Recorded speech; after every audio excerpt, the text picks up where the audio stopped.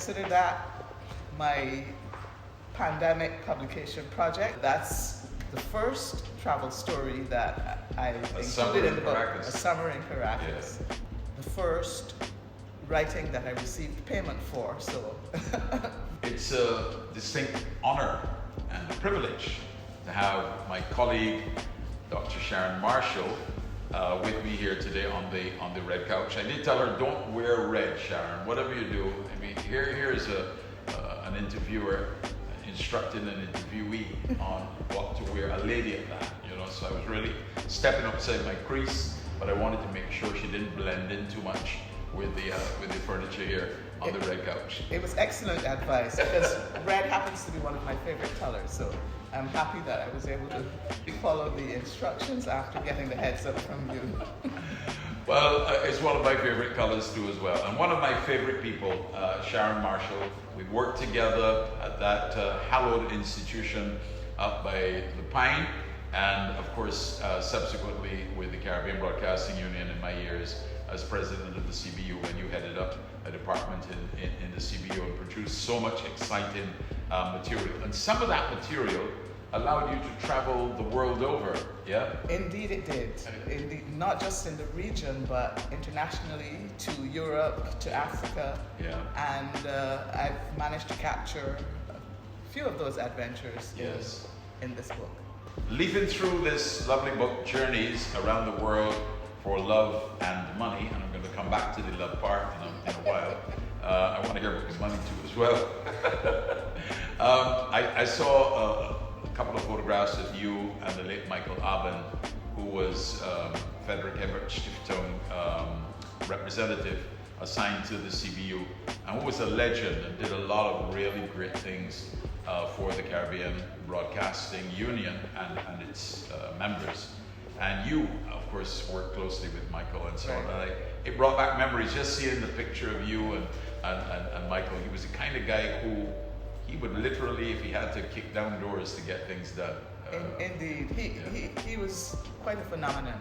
He had great passion for broadcasting and for the Caribbean.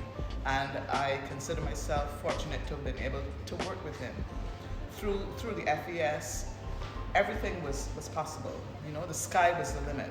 There were instances where we had a hurricane. Liat had stopped flying. There were no commercial means to get there. And he said, we rent a plane. We rent a plane. And we did. We rented a plane.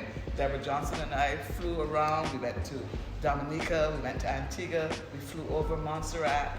And we were able to bring some very vivid reporting on what had happened to our sister countries in the Caribbean.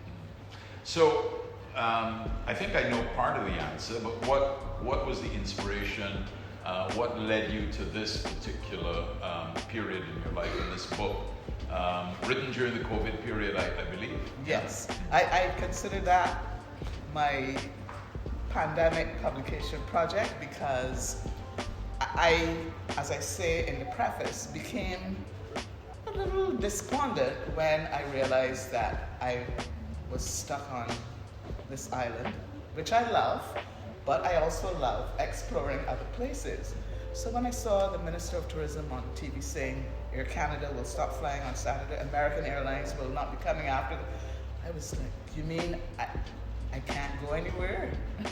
And that led me to reflect on how much travel I had done up to that point. And I consider myself blessed to have been in professions which afforded me the opportunity to travel.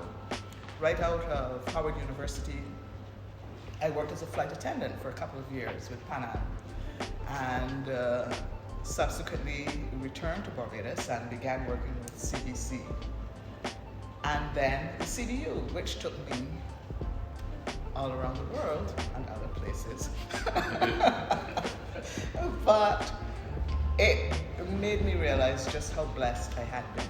And I looked back at some of the manuscripts that I had written. Some had been published, including one about coming to Barbados, which was published in Essence magazine when I was a senior at Howard University.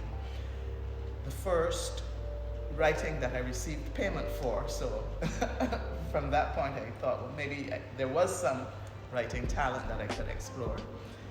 But there were other scripts that I had written and had just put away. I hadn't done anything with them. And I thought, well, let me see if this makes sense, putting it together as a book.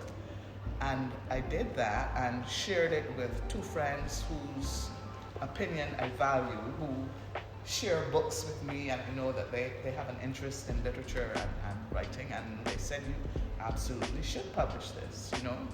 So since they felt that there was some literary merit to it, I proceeded to have it published. And part of the proceeds from this book going to a very worthwhile cause too as well.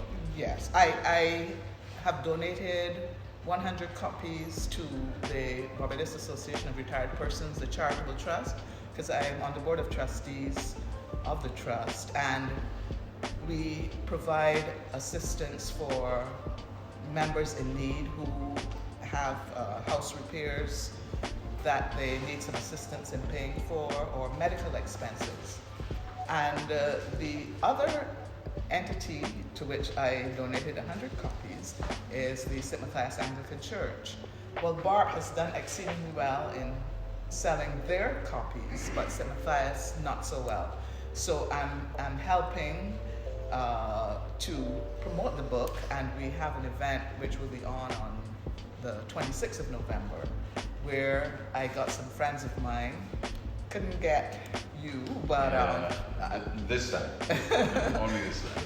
I got all current and former employees of CBC, Deborah Johnson, Margaret Holman Goddard, and Pearson Bowen have agreed to read excerpts from the book, and we will encourage members of the audience to share their own travel stories, because I'm sure reading and listening to these stories will bring back memories for people of adventures that they've had overseas. So we want it to be an interactive session.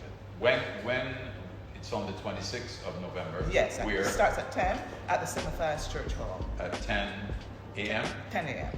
Yeah. And what day of the week is that? That's a Saturday. Saturday morning. Yeah. So 10 a.m. Saturday the 26th of November. Don't make any plans other than to be at St Matthias. There's ample parking around there. I'm sure it's going to be a fascinating morning. Your passion and love for Latin America, you've always had a connection to Latin America, but I was fascinated by the fact that your mom, whereas most of our parents, including mine, went to North America to make a better life, your mom went to Venezuela. Yes. To when you were a little girl, and left you with family while she went off to try. What was the allure of Venezuela? Venezuela was booming. It had oil. It was a very wealthy society. There were opportunities for people related to the oil industry. There were opportunities for other aspects of business. And a number of West Indians, not just Barbadians, went to work for some of these wealthy people. And my mom was part of that. There was a Venezuelan family who had come to Barbados, and she worked with them. And then when they were going back, they asked her if she would come. Yes. And she made a very difficult decision, but it was one which afforded me the opportunity to spend summer vacation in Caracas with her. And that's the first travel story that I included in the book. A summer in Caracas. Yeah. Little Sharon Marshall, boy. I tell you, I was like, oh gosh, she's so cute. So that's a fascinating story, and it's amazing how our lives will crisscross, and be influenced by travel. Yes. Because had you not been researching and doing that sort of stuff, who knows where your path would have been. And it was so serendipitous, because when I left here on that assignment for CBU, I had no idea that this was going to lead to a PhD. It was going to lead to the publication of a book on my research. It was going to lead to me meeting a man that I would marry. So what if I hadn't gone on that assignment? My life would have been quite different. Sharon, thank you so much for sharing some of the memories of this, of the journeys Thank you. And I Thank suspect you. that they're not finished yet, the journeys. There's a lot more traveling to be done. Thank you. It's been my honor and a great thrill to be on the red couch with you, Blake. Thank you, Dr. Sharon Marshall, my very special guest.